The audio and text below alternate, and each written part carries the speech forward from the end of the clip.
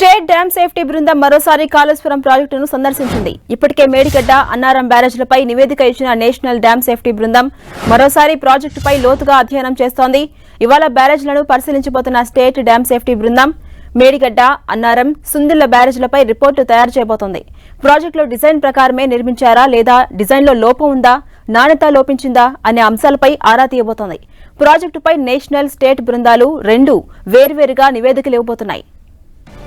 ఇదే అంశంపై మరింత సమాచారం మా ప్రతినిధి సతీష్ అందిస్తారు. సతీష్, కానీ ప్రస్తుతం అయితే కాళేశ్వరం ప్రాజెక్టులో కీలకమైనటువంటి మేడిగడ్డ బ్యారేజ్ ను ఇటు స్టేట్ డ్యామ్ సేఫ్టీ అథారిటీ బృందం పరిశీలన చేస్తుంది. ప్రస్తుతం అయితే ఆ బృందం మేడిగడ్డ ప్రాజెక్టు పరిశీలన కొనసాగిస్తుంది. త్వరలోనే నేషనల్ డ్యామ్ సేఫ్టీ అథారిటీ బృందం కూడా సభ్యులు రాబోతుందో ఆ కమిటీ చైర్మన్ ఉన్నటువంటి అనిల్ జైన్ ఆధ్వర్యంలో మేడిగడ్డ, సుందిళ్ల, అన్నారం ఈ మూడు బ్యారేజీలను కూడా అధ్యయనం చేయేందుకు ఆ కమిటీ కూడా త్వరలోనే రాబోతుంది. కమిటీ వస్తున్న నేపథ్యంలో ఇప్పటికే కాళేశ్వరం మూడు బ్యారేజీలకు సంబంధించిన నీటిని అంతా కూడా నిల్వ ఉండకుండా వాటిని అంతా కూడా దిగువకు విడుదల చేయడం జరుగుతుంది. గత 3 రోజులుగా డ్యాములను ఖాళీ చేసేటువంటి ప్రయత్నం మాత్రం చేస్తున్నారు ఇరిగేషన్ అధికారులు. ప్రస్తుతం అయితే స్టేట్ డ్యామ్ సేఫ్టీ అథారిటీ బృందం పర్యటన కొనసాగిస్తుంది.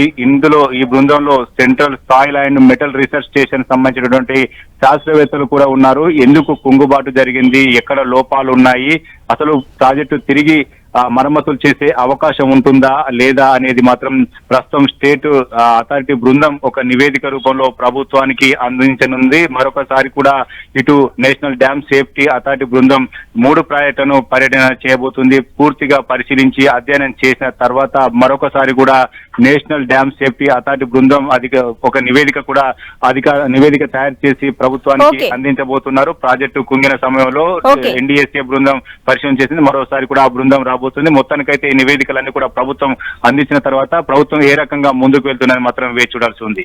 Right, thank you Satish.